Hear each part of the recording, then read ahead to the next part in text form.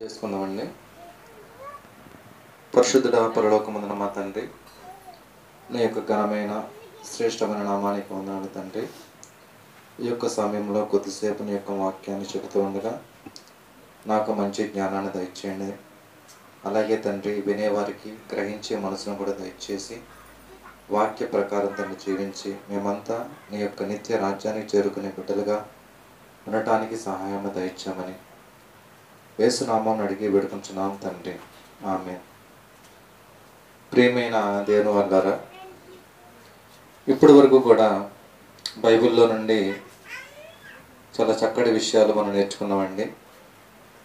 అదేవిధంగా మరొక అంశాన్ని ఈరోజు మనం బైబిల్లో నుండి నేర్చుకుందాం. చాలామంది వ్యక్తుల యొక్క జీవితాల్లో ఎక్కువగా నాకే ఎందుకు ఈ కష్టాలు వస్తున్నాయి, నాకే ఎందుకు ఈ బాధలు వస్తున్నాయి అని చాలామంది బాధపడుతూ ఉంటారండి.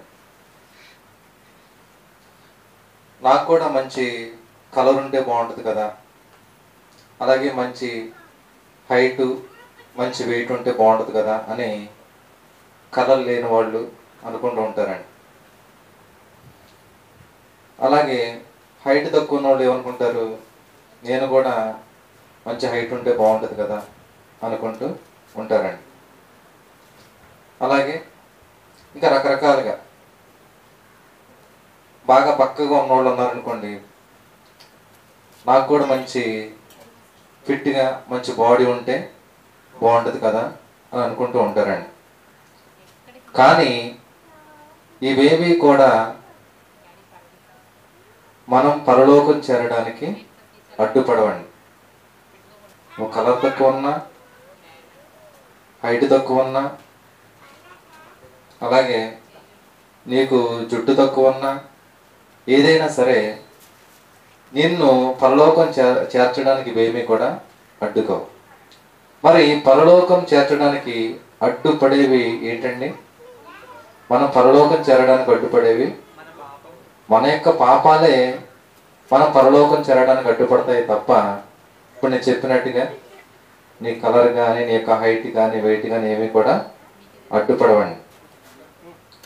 బైబిల్లో కూడా చూసుకుంటే అందానికి అందవిహీనానికి ఒక పెద్ద యుద్ధమే జరిగిందని చెప్పాలండి. అందానికి అందవిహీనానికి. ఉదాహరణకి ఇప్పుడు ఏదైనా ఒక ఆఫీస్లో ఒక రిసెప్షనిస్ట్ కావాలి అంటే ఎలాంటి వాళ్ళకి ఇస్తారండి?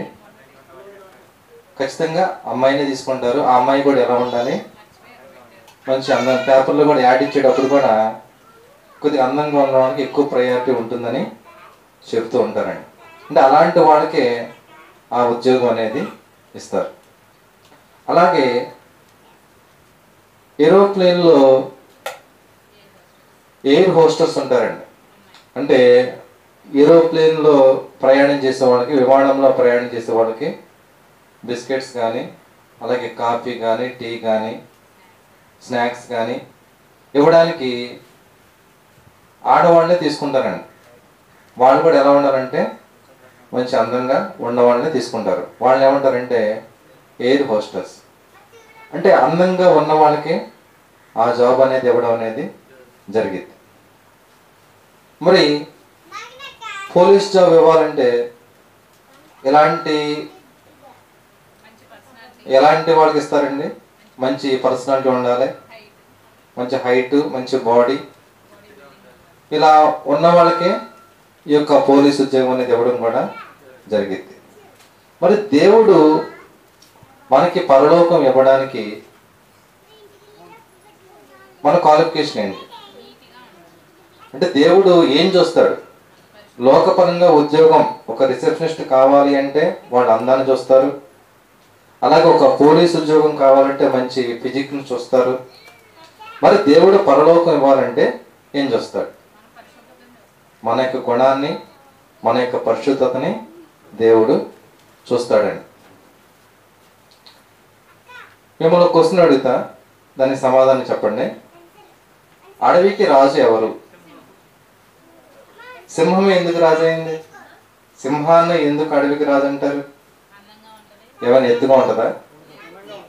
ఒకవేళ ఎత్తుగా ఉన్నదానికి రాజుగా ఉండాలి అని అనుకుంటే జిరాఫీకి ఇవ్వాలండి.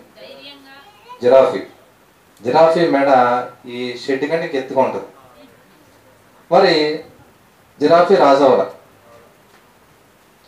పోనీ బాగా లావును బట్టి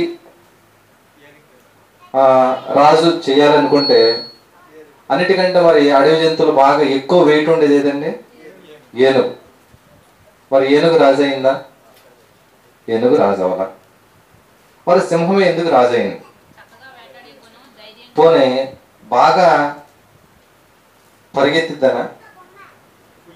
బాగా పరిగెత్తే వాటిలో చిరుతండి, చిరుతపులి. పెద్ద పులి కూడా కాదండి, చిరుతపులి బాగా పరిగెత్తిద్ది. మరి చిరుతపులి రాజైందా? చిరుతపులి కూడా రాజు అవ్వాల. పోనీ ధైర్యాన్ని బట్టి, మరి ధైర్యాన్ని బట్టి సింహం ఏమైనా రాజైందా? ధైర్యాన్ని బట్టి చూసుకుంటే అమెరికాలో ఒక పరిశోధన కూడా చేశారండి. పెద్ద పులులకి సింహానికి మధ్య పోటీలు పెడితే 100లో 75% పెద్ద పుల్లే గెలిచేయండి. పెద్ద పుల్లకి సింహానికి పోటీ పెడితే 100లో 70% పెద్ద పుల్లే గెలిచాయి. మరి పులి రాజు అవ్వచ్చు కదా, పులి రాజు కింద చెప్పరు. మరి సింహమే ఎందుకు రాజైంది? సింహం ఎందుకు రాజైందండి?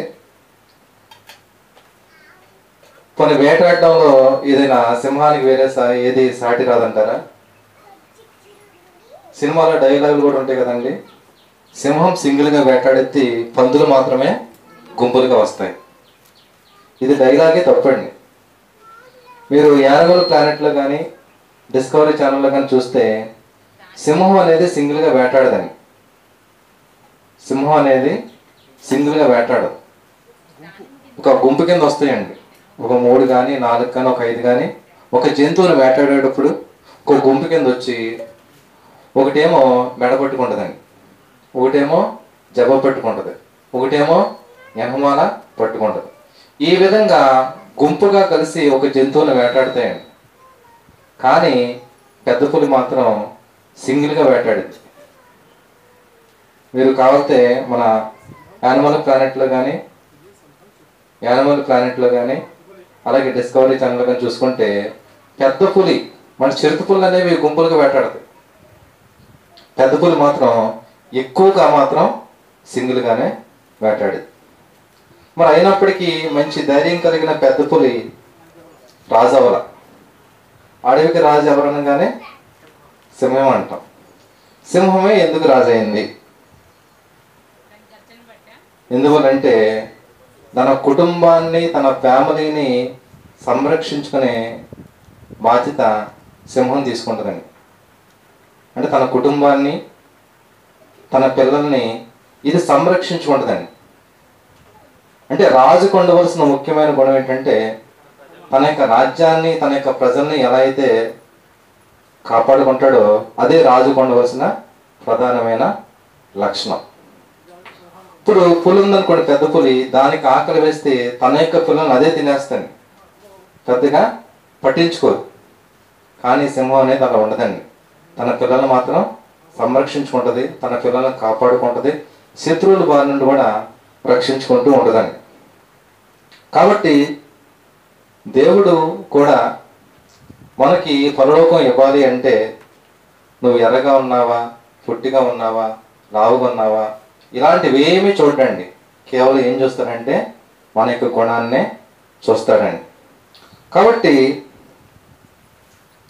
బైబిల్లో చరిత్రలో కూడా చూసుకుంటే దేవుడు ఆదికాండంలో ఒక 2 వ్యక్తులు కనబడతారండి, యాకోబు, ఏశావు.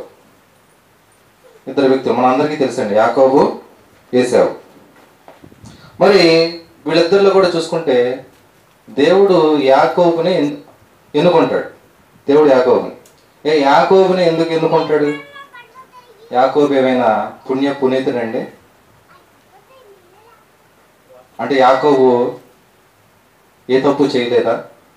యాకోబు ఏశావులు వీళ్ళిద్దరిలో మనం చూసుకుంటే యాకోబు ఎక్కువగా అబద్ధాలు చెప్పినట్టుగా, మోసాలు చేసినట్టుగా మనం బైబిల్లో చూస్తామండి.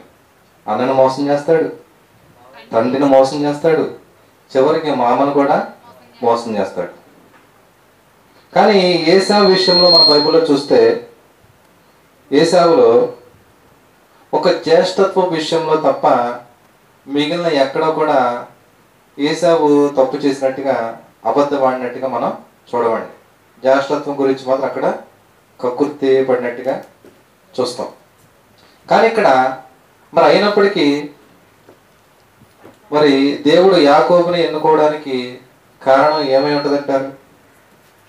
కారణం ఏమై ఉంటుందంటారు? బైబిల్లో చూస్తే ఆది కాండము 33వ అధ్యాయము 1వ వచనం అండి. ఆది కాండము 33వ అధ్యాయము 1వ వచనం.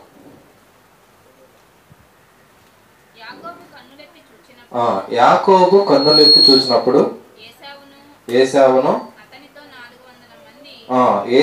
అతనితో 400 మంది మనుషులను వచ్చుచుండరి. అప్పుడు అతడు తన పిల్లలను లేయా రాహేలును ఇద్దరు దాసీలకును పంచి అప్పగించను. ఇక్కడ చూసుకుంటానండి, ఇక్కడ యాకోబు ఏశావుని మోసం చేయడము, తండ్రి వద్ద నుండి ఆశీర్వాదాలు తీసేసుకోవడము, తర్వాత ఏశావుకి ఈ విషయం తెలియడము, యాకోబు మీద కక్ష పెంచుకోవడము, ఈ విషయము రెబ్కాకి తెలియడము, తెలియని రెబ్కాకి తెలియడము, తర్వాత రెబ్కా అనేది మీ అన్నయ్య నీ మీద పగ పెంచుకున్నాడు, నేను చంపాలని అనుకుంటున్నాడు కాబట్టి నువ్వు వెంటనే నీ మామ దగ్గరికి వెళ్ళిపో, పారిపోని చెప్పడము. యాకోబు అక్కడికి వెళ్ళిపోతాడు, కొంతకాలం అక్కడ జీవిస్తాడు, అక్కడే పెళ్లి చేసుకుంటాడు, తిరిగి పిల్లలకి అంటాడు, తిరిగి తన యొక్క స్వదేశానికి తన యొక్క పితరుల వద్దకు రావాలనుకున్నప్పుడు ఈ విషయము ఏశావు తెలిసిద్ది. తర్వాత ఏశావు తనను చంపడానికి వస్తున్నాడు, 400 మందిని కిరాయి రౌడీలను తీసుకొని చంపడానికి వస్తున్నాడనే విషయము ఎవరు తెలిసిద్దండి? యాకోబు తెలిసిద్ది. అయితే ఇక్కడ యాకోబు ఇక్కడ అప్పటికే తన యొక్క పిల్లలు ఉన్నారు, తన యొక్క భార్యలు పిల్లలు అందరూ ఉన్నారండి.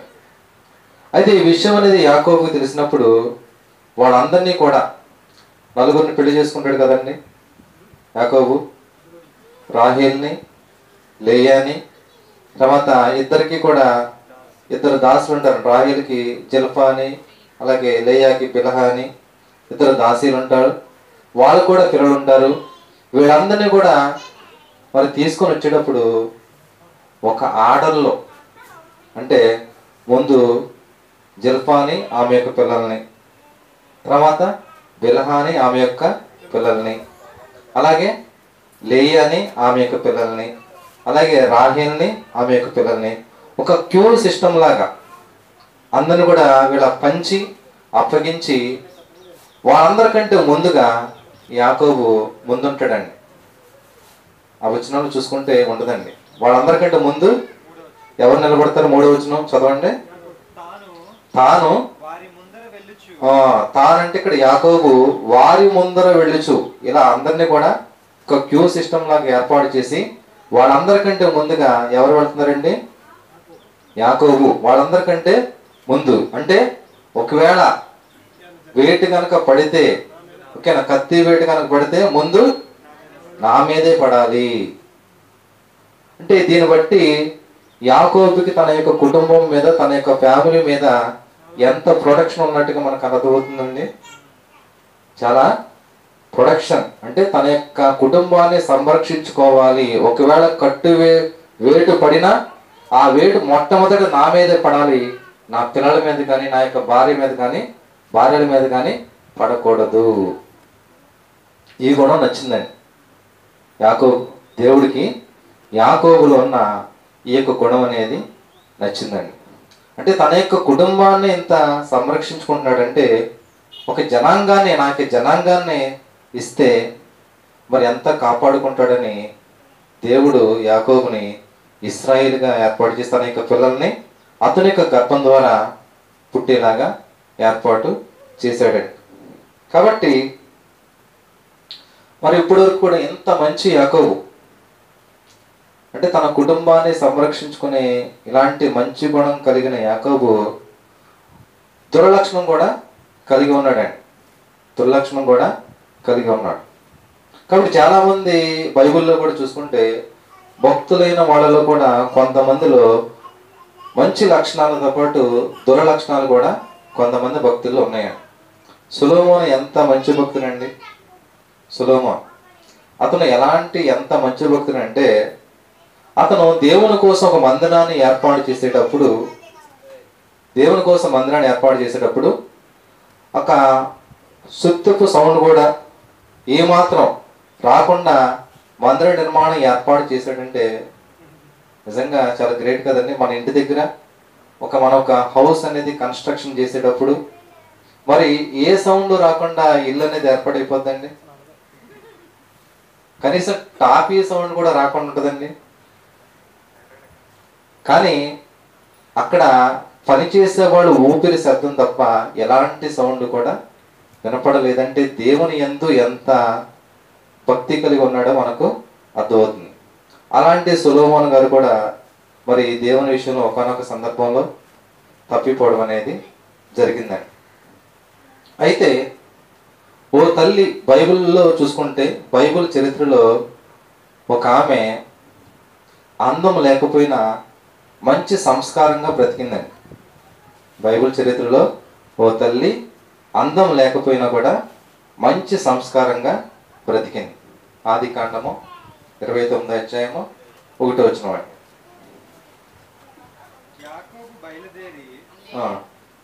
29వ అధ్యాయము 16 చదివేయండి.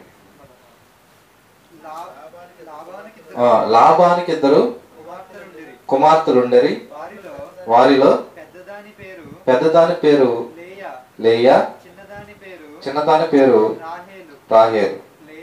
లేయా జబ్బు కండ్లు కలది, రాహేలు రూపవతియు సుందరి అయి ఉన్నది. వీళ్ళిద్దరు కూడా అక్క చెల్లెళ్ళండి. ఎవరెవరండి? లేయా పెద్దామె, చిన్నామె ఎవరు?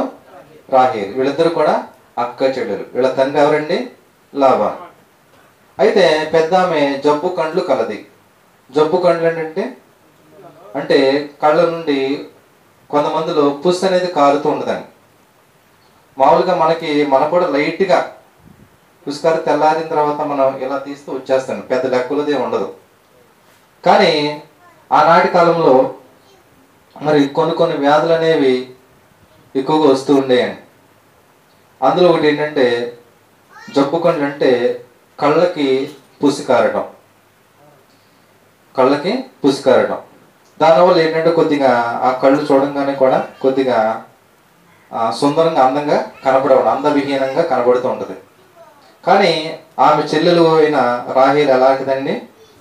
మంచి రూపవతియు సుందరి ఉన్నది. బైబిల్ చరిత్రలో చూసుకుంటే రూపవతియు సుందరి ఇలాంటి వాళ్ళ గురించి కొంతమంది గురించి మాత్రమే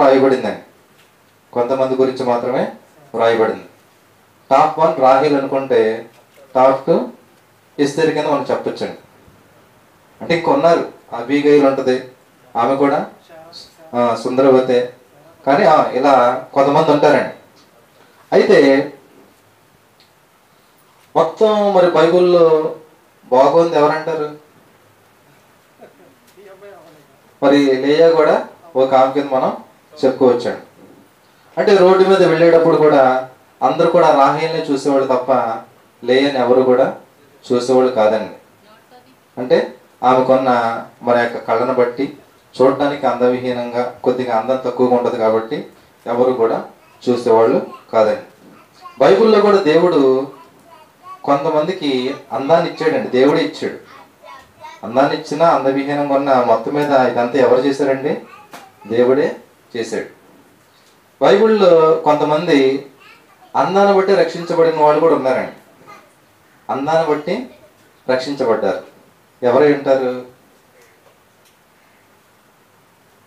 ఎవరు ఉంటారండి అందాన్ని బట్టి రక్షించబడిన వాళ్ళు? చిన్నప్పుడే అందాన్ని బట్టి రక్షించబడిన వాళ్ళు బైబిల్ ఉన్నారండి. మోషే గారండి.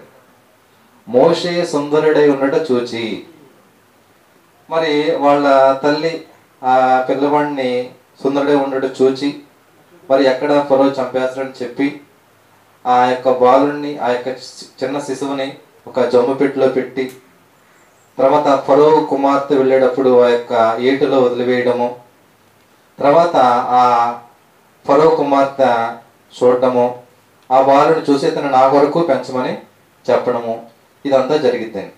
ఒకవేళ ఆ బాలుడు సుందరుడై లేడనుకోండి, ఫరో కుమార్తె స్వీకరించేదా?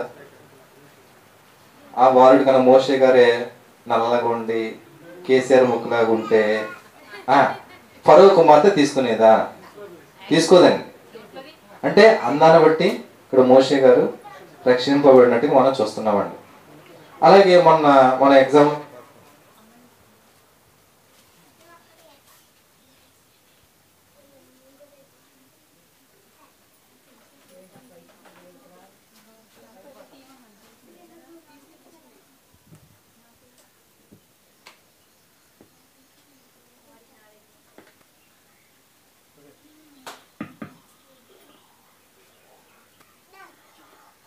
అలాగే మరి ఎస్తేరు గ్రంథంలో కూడా చూసుకుంటే దేవుడు ఎస్తేరు గారికి మంచి అందాన్ని ఇవ్వడం కూడా జరిగిందండి. అంటే ఎస్తేరుకి ఎందుకు అందం ఇచ్చారు? ఎస్తేరుకి ఎందుకు అందం ఇచ్చారంటే ఆ అందంగా ఉంటేనే ఆమె రాజు దగ్గరికి వెళ్ళగలదు. రాజుకు ఆమె ఎందుకు దయ కలగాలంటే ఎస్తేరు అందంగా ఉండాలి. యూదుల యొక్క ఓష కోతను కూడా జరగకుండా చేశారంటే ఎస్తేరుని బట్టి. అంటే ఎస్తేరు మరి అందంగా ఉంది కాబట్టి, ఆమె ఎందుకు దయ పుట్టింది కాబట్టి రాజు అహష్వేరోషు ఆ యొక్క యూదుల ఓచ కోత జరగకుండా ఆ రోజు కాపాడటం కూడా జరిగిందండి. కాబట్టి ఈ విధంగా మనం బైబిల్లో చూసుకుంటే ఇక్కడ వీళ్ళిద్దరిలో కూడా లేయా రాహేల్లో కూడా యాకోబు గారు ఎవరిని ప్రేమించాడండి? రాహేల్ని ప్రేమించడం అనేది జరిగింది. రాహేల్ని ప్రేమించి అతని యొక్క తండ్రితో అంటే యాకోబు గారి యొక్క మామతో లాబానుతో మరి నీ కూతురు నాకు ఇచ్చి పెళ్లి చేయి, నీకు నేను 7 సంవత్సరాలు నీకు కొలువు చేస్తా, జీతం ఏమీ లేకుండా అండి, జీతం ఏమీ లేకుండా, శాలరీ ఏమీ లేకుండా 7 years మరి కొలువు చేయడం అంటే మామూలు విషయం అంటారా? చాలా గొప్ప విషయమే. కాబట్టి మామ దగ్గరికి వెళతాడు, ఇలా నీ కూతురు కోసం నేను 7 ఏళ్ళు కొలువు చేస్తాను, తర్వాత 7 ఏళ్ళు అయిపోయిన తర్వాత రాహేలు నాకు ఇచ్చి పెళ్లి చేయాలి అని చెప్తారండి. కాబట్టి దానికి కూడా లాభాలు ఏమంటాడంటే మరి నా కూతుర్ని అన్యునికి ఇచ్చిన కంటే నీకోవడమే మేలని ఒప్పుకోవడం కూడా జరిగిద్దండి. తర్వాత మరి అసలే ఈ విషయం అనేది లేయాకి తెలిసి ఉంటుందంటారా, తెలియకుండాదంటారా? ఖచ్చితంగా తెలిసే ఉంటుంది. మరి 7 ఏళ్ళు కూడా కంప్లీట్ అయిపోయిన తర్వాత మరి తండ్రి అయిన లాబాను లేయాతో మరి నువ్వు పెద్ద కూతురువి, మరి నీకు పెళ్లి కాకుండా నీ యొక్క చెల్లికి కనుక పెళ్ళి అయిపోతే ఇంకా నిన్ను ఎవరు చూసుకుంటారమ్మా? నువ్వు అసలే అందం తక్కువ కదా, చప్పు కండ్లు కలదానే కదా, కాబట్టి నేను చెప్పినట్టు చెయ్యి అని అనుండవచ్చా? ఖచ్చితంగా. అంటే ఆ యొక్క సందర్భాన్ని బట్టి చూస్తే ఖచ్చితంగా అదే అనిపిస్తుందండి. పెళ్లి చూపుల్లో కూడా చూడండి, ఎవరికైనా పెళ్లి చూపులు చూసేటప్పుడు అక్క కొద్దిగా యావరేజ్ ఉండి చెల్లెలు బాగుందనుకోండి, ముందు అసలు చెల్లెని దగ్గర రానివ్వరండి. ఎందువల్ల? మళ్ళీ ఒకవేళ ఈ అమ్మాయిని ఏమన్నా కోరుకుంటారు అని చెప్పి అంతా కూడా సెట్ అయిన తర్వాత పెళ్లి కూడా ఇంకా ఖాయమైపోయిన తర్వాత పెళ్లి జరిగేటప్పుడు పెళ్లి కొడుకు చెల్లెలు కూడా కనబడేది.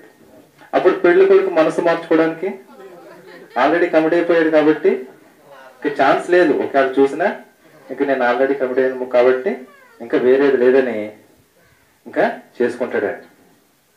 ఇక్కడ కూడా ఏంటంటే మరి లాభాలు చెప్పినట్టుగా మరి రేపు మీ చెల్లెలు పెళ్ళి అయితే కూర్చునేది మీ చెల్లెలు కాదు, పెళ్లి పీటల మీద నువ్వే కూర్చోవాలి అని మొత్తం మీద.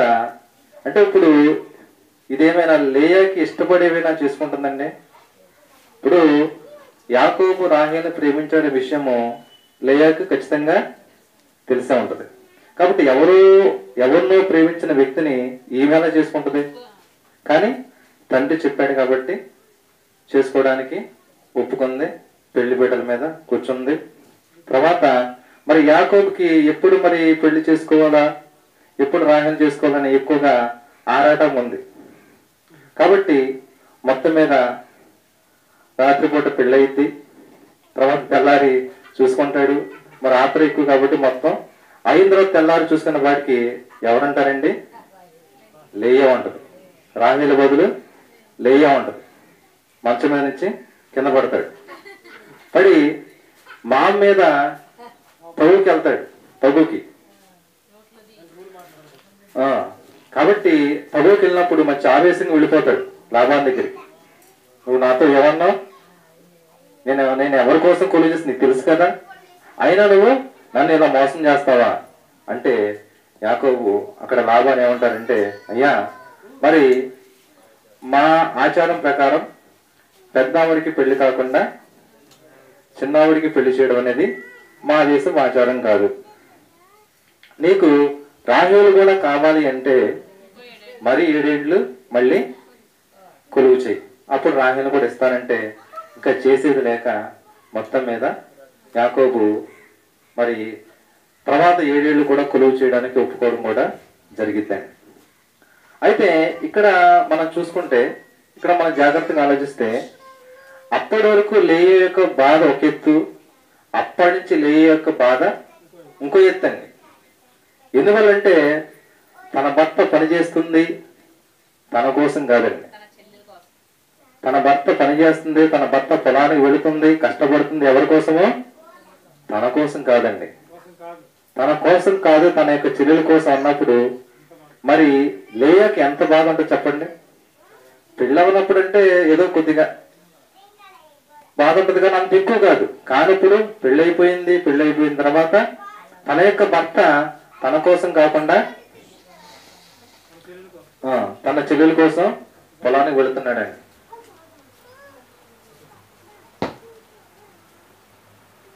అలాగే రాహేలు కోసం పొలానికి వెళుతున్నాడండి. మరి ఎంత బాధ ఉంటుందో చెప్పండి. ఇప్పుడు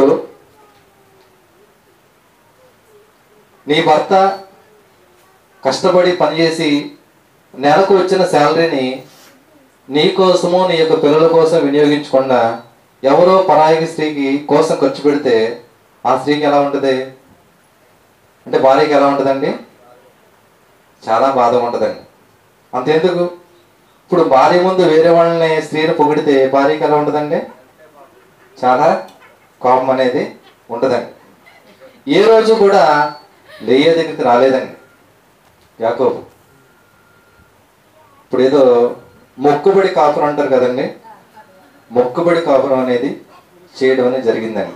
అంటే ఇష్టపడి కాపురం చేయట్లా, ఏదో చేయాలి కాబట్టి చేయడం అనేది జరిగిందండి.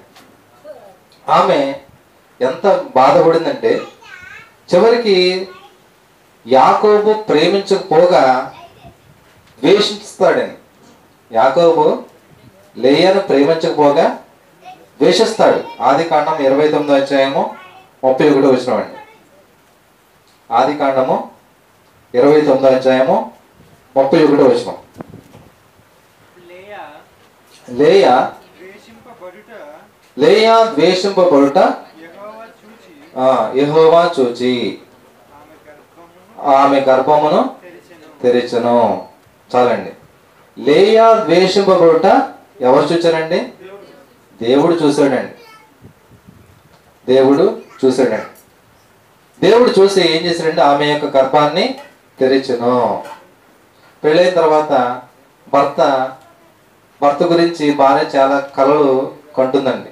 నా భర్త ఇలా ఉండాలని, నన్ను కొద్దిగా బయటికి తీసుకెళ్ళాలి, అలా అలా నన్ను హ్యాపీగా బయట తిప్పాలి, హ్యాపీగా చూసుకోవాలని అనుకుంటుంది. కానీ ఇక్కడ సీన్ రివర్స్గా ఉందండి.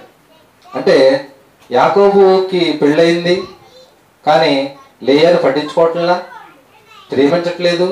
ప్రేమించకపోక ఏం చేస్తున్నాడండి? ద్వేషిస్తూ ఉన్నాడండి. ఇంకా అంటే ప్రేమ లేకపోగా ద్వేషించడం. మీ చెల్లెలు చూడు ఎలా ఉందో, నువ్వెలా ఉన్నావు? జబ్బు కళ్ళు కలిగి, ఆ కళ్ళు చూడు చంద్రముఖి సినిమాలో జ్యోతికిలాగా అని ఈ విధంగా పాపం లేయాని ద్వేషించాడండి. దేవుడు రాయించాడండి బైబిల్లో, లేయా ద్వేషింపబడిను. ఎవరి చేత ద్వేషింపబడిను? భర్త చేత. అంటే భర్త ఎవరండి? యాకోబు చేత ద్వేషింపబడింది. నువ్వు నన్ను మోసం చేసావు, మీ తండ్రి చెప్తే వినేయడమేనా? నేను రాహేలు ప్రేమించని తెలుసు కదా, అయినా నువ్వు మరి ఎందుకు పెళ్లి పెట్ట మీదకి ఎక్కువ అని ఈ విధంగా ఎన్నో విధాలుగా లేయాని యాకోబు ద్వేషించాడండి. కానీ నా భర్త నన్ను ద్వేషించట్లేదు కదా, ద్వేషిస్తున్నాడు కదా అని భర్త మీద ఏమైనా ప్రేమ తగ్గిందనుకుంటున్నారండి? తగ్గలేదండి. కానీ యాకోబు ద్వేషించినా కానీ దేవుడు లేయాని ప్రేమించాడండి. ప్రేమించాడు కాబట్టి ఏం చేశాడండి? ఆమె యొక్క గర్భాన్ని తెరిచను. ఆదికాండం 29:32 చూడండి.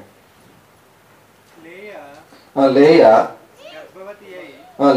గర్భవతి అయి కుమారుని కని యెహోవా నా శ్రమను చూచి ఉన్నాడు కనుక నా పెనిమిటి నన్ను ప్రేమించును కదా అనుకొని అతనికి రూబేనును పేరు పెట్టెను. భర్త మరి పెళ్ళైనప్పుడు భార్యతో సరిగ్గా లేనప్పుడు చాలా మంది ఏమంటారంటే, అమ్మ మరి ఒక పిల్లవాడు కానీ పిల్లవాడు కానీ పుడితే ఇంకా వాడు సెట్ అయిపోతాడులే, నీ దారిలోకి వచ్చేస్తాడు, కుటుంబం పట్ల మంచి బాధ్యత కలిగి ఉంటాడు అని అంటారండి. ఈమె కూడా అలాగే అనుకుంది. అంటే దేవుడు నాకు గర్భాన్ని తెరిచాడు కాబట్టి, నేను ఒక పిల్లవాడిని కొంటున్నాను కాబట్టి, యెహోవా నా శ్రమను చూశాను కాబట్టి ఇతనికి రూబేను అను పేరు పెడతాను, ఇకరించైనా అంటే నేను ఒక వారసుని ఇస్తున్నాను కాబట్టి దాని నుండైనా భర్త నన్ను ప్రేమిస్తాడు కదా అనుకుందండి లేయా. ప్రేమించాడండి. రూబేను పుట్టాడు. యాకోబు నీకు వారసుడు పుట్టాడు అంటే చక్కగా వచ్చాడు, పిల్లవాడిని దగ్గర తీసుకున్నాడు, ముద్దులు పెట్టుకుంటున్నాడు, లేయాని ద్వేషిస్తున్నాడు. అంటే పిల్లవాడు కావాలి, భార్య మాత్రం అక్కర్లేదండి. మరి గర్భవతులు అయినప్పుడు కూడా వాళ్ళకు ఉన్న అందం అనేది ఇంకా తగ్గిపోద్దండి. అంటే మెడ చుట్టూ కూడా నల్లగా అయిపోద్దండి. అంటే మెలనిన్ అనేది ఎక్కువగా ప్రొడ్యూస్ అవడం వల్ల వాళ్ళకి అందం కూడా తగ్గిపోద్ది, మెడ మొత్తం నల్లగా మారిపోద్ది, కొద్ది ఫేస్ కూడా మారిపోద్ది. కొంతమందిలో మరి నీరు పట్టేసి లావుగా తయారైపోతారండి. కాబట్టి ఇక్కడ మొదటి బిడ్డ పుట్టాడు. యాకోబు అంటే తన యొక్క భర్త తను ప్రేమిస్తాడు కదా అని అనుకుంది, కానీ ప్రేమించలేదండి. తర్వాత నెక్స్ట్ ఆ కింద వచనాల్లో చూసుకుంటే చదవండి ఒకసారి. ఆమె మరలా గర్భవతి. ఫస్ట్ ఒక రూబేను పుట్టాడండి, మొదటి కొడుకు, అది అయిపోయింది. తర్వాత ఆమె మరలా గర్భవతి కుమారుని కని నేను ద్వేషింపబడుతున్నని సంగతి యెహోవా విన్నాడు గనుక ఇతను కూడా నాకు దయచేసి అనుకుని అతనికి షిమ్యోను పేరు పెట్టాను. అంటే రెండోసారి గర్భవతి అయింది. గర్భవతి అంటే ఈమె చూడండి, ఇక ఎప్పుడు గర్భవతి అయినా ఈమె ఎవరంటే అన్యురాలండి. ఇప్పుడు రాహేలు కానీ లేయా కానీ వీళ్ళిద్దరు ఎవరండి? అన్యులు. అంటే వాళ్ళ యొక్క తండ్రి దగ్గర ఉన్నప్పుడు విగ్రహారాధన చేసిన వాళ్ళండి. కానీ ఈమె అన్యురాలు అయినప్పటికీ కూడా యెహోవాను నమ్ముకుందండి. అన్యురాలు అయినప్పటికీ కూడా ఈమె కూడా ధన్యురాలు అయిందండి. దేవుణ్ణి నమ్ముకుంది, దేవుని మీద ఆశ పెట్టుకుంది. సరే, మొదటి కుమారుడు పుట్టాడు, భర్త ప్రేమిస్తాడు అనుకుంది, కానీ ప్రేమించలేదు. రెండో కుమారుడు పుట్టాడు, షిమ్యోను. అంటే ఇప్పుడు పిల్లవాడు పుట్టినా కూడా ఈమె దేవుణ్ణి జ్ఞాపకం చేసుకుంటూ ఉందండి. ఎవరిని జ్ఞాపకం చేసుకుంటుందండి? దేవుణ్ణి. ఈసారి తన భర్త వస్తాడేమో అనుకుందండి. మళ్ళీ యాకోబు, నీకు రెండవ సంతానం, రెండో కుమారుడు పుట్టాడు, మళ్ళీ మగపిల్లోడే పుట్టాడు అని మళ్ళీ వస్తాడు. పిల్లోడు దగ్గర తీసుకుంటాడు, పిల్లోడు ముద్దులు పెట్టుకుంటాడు, మళ్ళీ లేయాని ద్వేషిస్తాడు, లేయాని ద్వేషిస్తాడని. ఆ తర్వాత మళ్ళీ ఆమె గర్భవతి అయి, చదవండి, కుమారుని కని తొదకు ఈసారి నా పెనిమిటి నాతో హత్తుకుని ఉండును, అతనికి ముగ్గురు కుమారులు కంటిననుకుని అందుచేత అతనికి లేవి, మూడో కుమారుడికి ఏమని పేరు పెట్టిందండి? లేవి.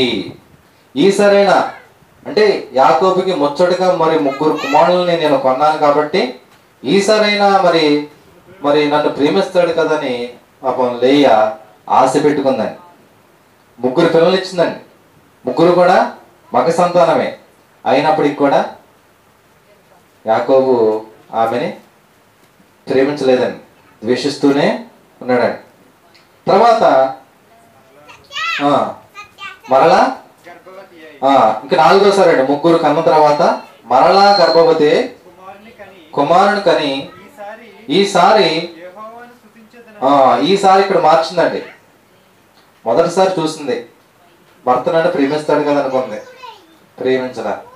రెండోసారి చూసింది, షిమ్యోను కన్నప్పుడు, అప్పుడు ప్రేమించలా. ముచ్చటగా మూడోసారి ముగ్గురిని కన్న తర్వాత అయినా సరే భర్త మారతాడేమో, ముగ్గురు పిల్లల్ని నేను అతనికి కన్నాను కదా, ఈసారి నా భర్త నన్ను హత్తుకుంటాడు కదా, నన్ను ప్రేమిస్తాడు కదా అని అనుకుంది. కానీ ఈసారి కూడా ప్రేమించలేదని.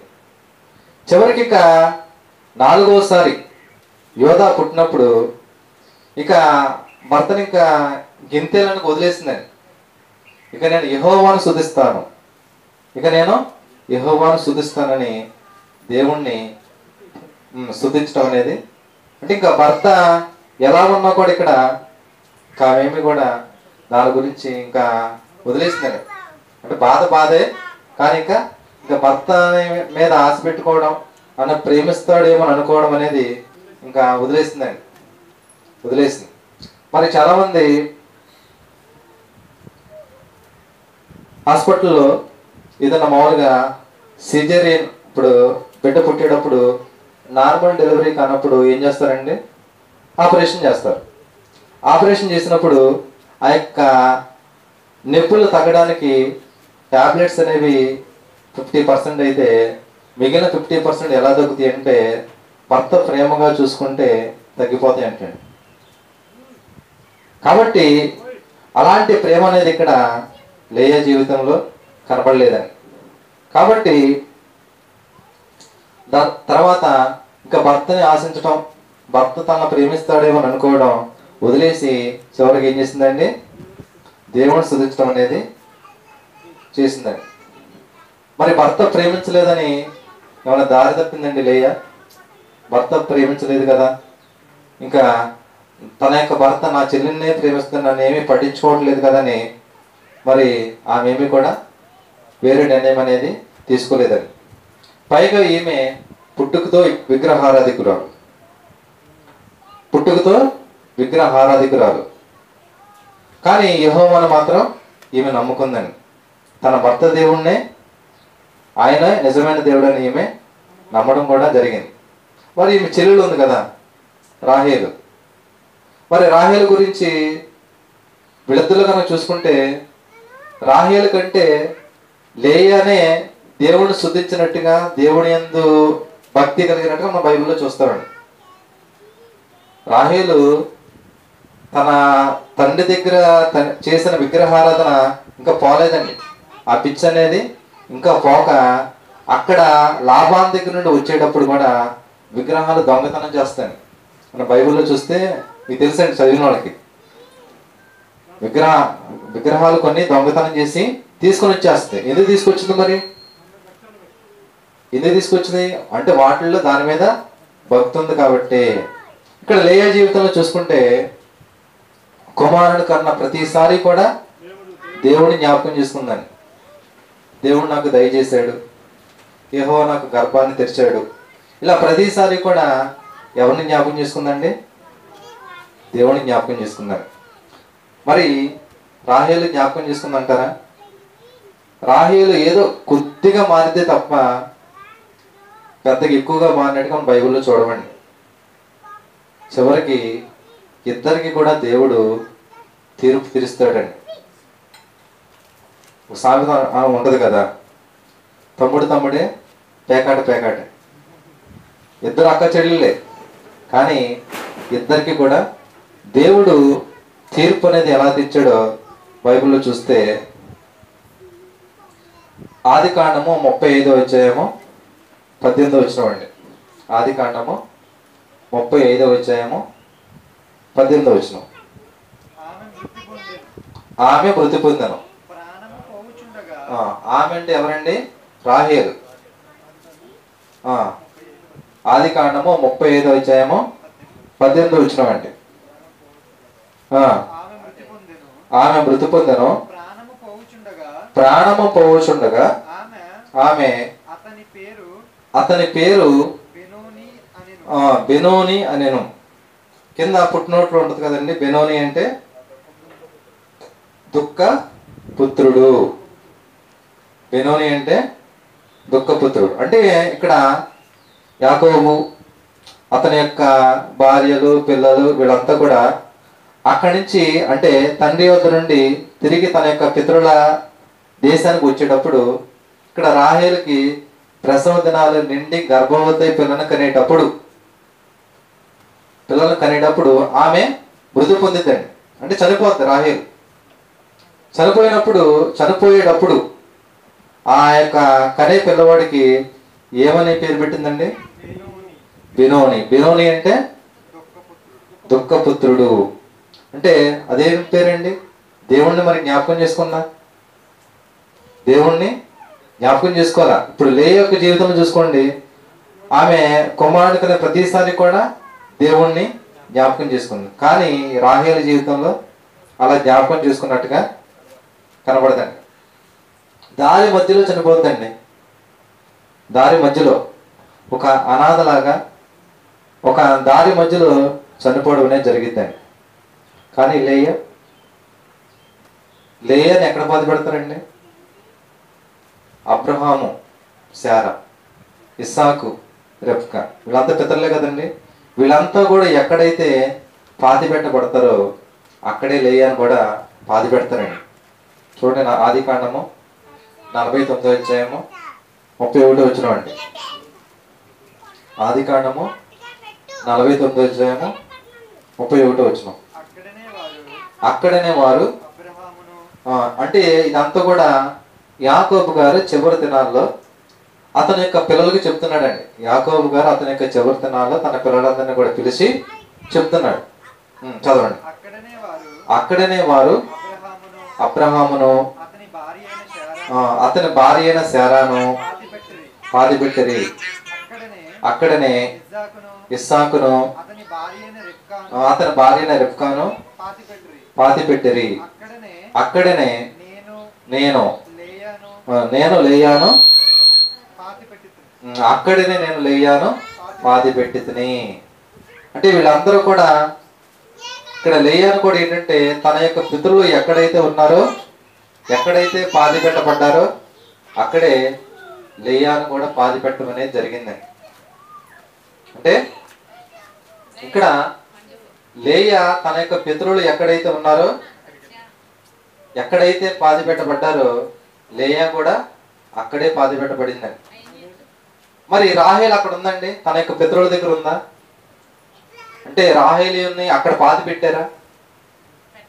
పాతి పెట్టలేదండి. కానీ లేయాను మాత్రం అబ్రహాము, శారా దంపతులు, అలాగే ఇస్సాకు, రెబ్కా దంపతులు, అంటే వాళ్ళ యొక్క పితరులు ఎక్కడైతే పాతి పెట్టబడ్డారో అక్కడే లేయాను కూడా నేను అక్కడ పాతి పెట్టింది. అంటే యాకోబు కొద్దిగా చెవుల్లో కొద్దిగా మారుతాడండి. అంటే కొన్ని విషయాల్లో దేవుడు బాగా నచ్చుతాడు, ఈ విషయంలో మాత్రం కొద్దిగా లేయాని కొద్దిగా స్టార్టింగ్ నుంచి కూడా ద్వేషించడం అనేది జరిగిందని. చివరికి మారతాడు. నేను కూడా లేయాని ఇక్కడే పాతి పెట్టాను కాబట్టి నన్ను కూడా అక్కడే పాతి పెట్టడని అంటాడండి. నన్ను కూడా అక్కడే ఆ యొక్క అధ్యాయంలో మరి యాకోబు గారు చనిపోవడం కూడా జరిగిద్దండి. అంటే నీ భర్త, దేవుడు చెప్తున్నాడు, నీ భర్త నిన్ను ద్వేషించాడు కదా, నీ భర్త ప్రేమించిన రాహేలు ఎక్కడో మార్గం మధ్యలో ఎవరు లేని చోట తన యొక్క పితరుల దగ్గర కాకుండా ఒక అనాథలా పాతి పెట్టబడింది. నీవు మాత్రం నీ భర్త ద్వేషించినా కూడా నీ భర్త తిరిగి నీ పక్కనే పాతి పెట్టబడతాడు. చివరికి యాకోబు గారిని కూడా అక్కడే లేయా పక్కనే పాతి పెట్టడం అనేది జరిగిద్దండి. అంటే ఒక లేయాల నుండే ఒక యేసుక్రీస్తు వారు కూడా లేయాల నుండి రావడం అనేది జరిగిద్దండి. ఇప్పుడు యోధా గోత్రం కదండి. మరి యోధా ఎవరి కొడుకు? లేయా కొడుకు. అంటే ఎక్కువ మంది కుమారుడు కూడా లేయాక పుడతారండి. రాహేలుకి ఇద్దరే, బెన్యామీను, యోసేపు. మరి లేయాకి ఇంకెక్కువ మంది అండి, 5-6 ఉంటారండి. కాబట్టి యేసు ప్రభు కూడా లేయాల నుండి రావడం అనేది జరిగిందండి. అంటే ఒక జబ్బు కండ్లు కలిగిన స్త్రీలో నుండి యేసుక్రీస్తు వారు వచ్చారండి. ఒక జబ్బు కండ్లు కలిగిన స్త్రీలో నుండి ఈ లోకానికి స్వస్థత అనేది చేకూరిందనే చెప్పాలండి. రాజులు కానీ యాజకులు కానీ వీళ్ళందరూ కూడా లేయాల నుండే రావడం అనేది జరిగిందండి. కాబట్టి చివరికి ఎవరు బెటర్ అయ్యారండి? రాహేలు, లేయాల? మరి మంచి అందగత్తిగా ఉన్న రాహేలు చివరి పరిస్థితి ఎలా ఉంది? లేయా యొక్క చివరి పరిస్థితి ఎలా ఉంది? కాబట్టి ఎవరైనా సరే ఇప్పుడు మనం చనిపోయిన తర్వాత ఎర్రోడికి ఎర్రబూడిద, నల్లోడికి నల్లబూడిద అలా ఏమైనా వస్తుందండి? చనిపోయిన తర్వాత అంతా బూడిద. అందులో మనం సపరేట్ చేసి చెప్పలేం, ఇది ఎర్రోడు బూడిద, ఇది నల్లోడు బూడిద అని చెప్పగలమండి? చెప్పలేం. కాబట్టి దేవుడు మనం బ్రతుకున్న కాలంలో దేవుడు ఏం చూస్తాడంటే మన యొక్క గుణాన్ని, మనం ఎలా ఉన్నాం మన యొక్క గుణాన్నే చూస్తాడు. ఇతను నన్ను హత్తుకుంటున్నాడా, హత్తుకోవట్లేదా? లేయా విగ్రహారాధన పూర్తిగా మానేసిందండి. లేయా విగ్రహారాధన అంటే తన యొక్క తండ్రి విగ్రహారాధికులైనా కూడా తర్వాత యెహోవాని హత్తుకుంది. కానీ రాహేలుకి విగ్రహారాధన మీద ఇంకా పిచ్చి అనేది పోలేదండి. పిచ్చి పోలేదు కాబట్టి అక్కడి నుంచి తండ్రి వద్ద నుండి వచ్చేటప్పుడు కొన్ని విగ్రహాలు కూడా దొంగతనం చేసి తీసుకురావడం కూడా జరిగిందండి.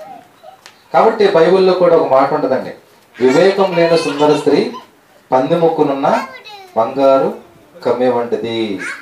అంటే ఎంత అందమన్నా కూడా ఆ స్త్రీకి వివేకం కనుక లేకపోతే ఆ యొక్క అందం వల్ల ఉపయోగం అనేది ఏమీ కూడా ఉండదు. కాబట్టి దేవుడు మన యొక్క గుణాన్ని చూస్తాడు. కాబట్టి మనం ఎలా ఉంటున్నాం అనేది కూడా జాగ్రత్తగా చూసుకోవాలండి. కాబట్టి దేవుడు మన యొక్క గుణాన్ని చూస్తాడు. కాబట్టి మన గుణం అనేది ఎలా ఉంది అనేది కూడా జాగ్రత్తగా చూసుకోవాలండి. చాలామంది మరి ఇక్కడ యాకోబు గారిలో ఉన్న గుణం కూడా ఏంటంటే ఒక కుటుంబాన్ని సంరక్షించుకోవడం. దేవుడికి నచ్చిన గుణం ఏంటి? ఒక కుటుంబాన్ని సంరక్షించుకునే గుణం, తన కుటుంబాన్ని కాపాడుకునే గుణం, ఇలాంటిది యాకోబులో బాగా నచ్చిందండి. ఎవరైనా ఇప్పుడు కొంతమంది బాగా ఏమైనా అప్పులు చేస్తారనుకోండి, అప్పులు చేస్తే అప్పుల వాళ్ళు ఇంటి మీదకి వచ్చినప్పుడు భార్య చెప్పి అప్పుల వాళ్ళు వచ్చారు, నేను లోనంటే లేనని చెప్పని భార్యను పంపిస్తారు. లేకపోతే పిల్లలకి చెప్పి పంపిస్తారు, మా డాడీ ఇంట్లో లేడు, బయటికి లేడు, ఒక 4 రోజుల దాకా రాడని ఇలా పంపిస్తారు. యాకోబు గారు చూడండి, ఏశావు వచ్చినప్పుడు తన యొద్దకు మరి చంపడానికి 400 మందిని తీసుకొని వచ్చినప్పుడు మరి అందరికంటే ముందు ఒకవేళ అన్న చంపడానికి వస్తే ఫస్ట్ వీడు నా మీద పడాలి తప్ప నా భార్యల మీద కానీ నా యొక్క పిల్లల మీద కానీ పడకూడదని ఒక కుటుంబాన్ని సంరక్షించుకునే మంచి గుణాన్ని యాకోబు గారు కలిగి ఉన్నారండి. అలాగే లేయా గురించి మనం చూసుకుంటే ఏం కూడా ఏంటంటే, కష్టాలు వచ్చినప్పుడు ఆమె ఎంతో బాధపడి, నాకు వచ్చిన కష్టం అనేది మామూలు కష్టం కాదండి. దీన్ని మనం జాగ్రత్తగా ఆది కాండంలో కూడా చూసుకుంటే ఎందులో ఉన్న స్టోరీలు ఒకసారి మనం చెప్పుకున్నాం. ఆది కాండంలో ఉన్న స్టోరీలు కనుక సినిమాలు తీస్తే, సినిమాలు కానీ సీరియల్ తీస్తే నంబర్ 1గా హిట్ అవుతుంది. అలాంటి మంచి స్టోరీలు అనేవి ఇందులో ఆది కాండంలో ఉన్నాయండి. కాబట్టి ఇక్కడ మరి లేయా కూడా ఎంత బాధపడి ఉంటుంది. పెళ్ళైపోయిన తర్వాత భర్త పట్టించుకోకుండా మరి ఉంటే ఎంత బాధపడి ఉండొచ్చు అంటే మనకు అర్థమవుతుందండి. కాబట్టి మరి అలాంటి బాధలో కూడా ఆ విధంగా ఉన్నా కూడా ఏ మాత్రం కూడా దారి తప్పలేదండి. తప్పటడుగు తప్పుడు నిర్ణయం అనేది లేయా తీసుకోవడం అనేది జరగలేదండి. కాబట్టి లేయాను దేవుడు ప్రేమించాడండి. యాకోబు ద్వేషించిన మరి దేవుడు లేయాని ప్రేమించాడు కాబట్టి ఆమె గర్భాన ద్వారా మరి అనేక మంది కుమారులు, యేసుక్రీస్తు వారు కూడా లేయా గర్భం ద్వారా రావడం అనేది, ఈ లోకానికి స్వస్థ అనేది ఆమె నుండి కలగడం అనేది నిజంగా చాలా గొప్ప విషయం. కాబట్టి ఆ విధంగా మనం కూడా దేవుడు మనకు గుణాన్ని చూస్తాడు కాబట్టి మనం కూడా దేవుని యందు భయము భక్తులు కలిగి దేవుడు నచ్చే విధంగా మనమంతా కూడా ఉండాలని కోరుకుంటూ ఈ యొక్క మాటల్ని ముగిస్తున్నానండి. ప్రార్థన చేసుకోండి. పరిశుద్ధుడా, పరలోకమున మా తండ్రి, ఇప్పటి వరకు కూడా నీ యొక్క జ్ఞాన గ్రంథంలో నుండి స్త్రీలు తమ యొక్క కుటుంబాలను ఎలా కట్టుకోవాలి అనే అంశాన్ని గురించి కొద్దిసేపు నీ యొక్క పిల్లలకి వివరించి చెప్పారు తండ్రి. విన్న వాక్యాన్ని అర్థం చేసుకొని వాక్య ప్రకారం దాన్ని జీవించి మేమంతా కూడా నీ యొక్క నిత్య రాజ్యాన్ని చేరుకునే బిడ్డలుగా ఉండటానికి నీవు మా యొక్క గుణాన్ని చూస్తావు. కాబట్టి మా యొక్క గుణ విషయంలో మేము జాగ్రత్త కలిగి నీకు నచ్చే విధంగా మేము ఉండటానికి సహాయం దయచేయండి తండ్రి. విన్న వాక్యాన్ని అనేక మందికి చెప్పే బిడ్డలుగా ఉండటానికి, వాక్య ప్రకారం తను మేము జీవించడానికి సహాయం దయచేయమని మహిమ ఘనత ప్రభువులు మీరే పనులను కోరుతూ యేసు పరిశుద్ధ నామమున అడిగి వేడుకొంచున్నాం తండ్రి. ఆమేన్.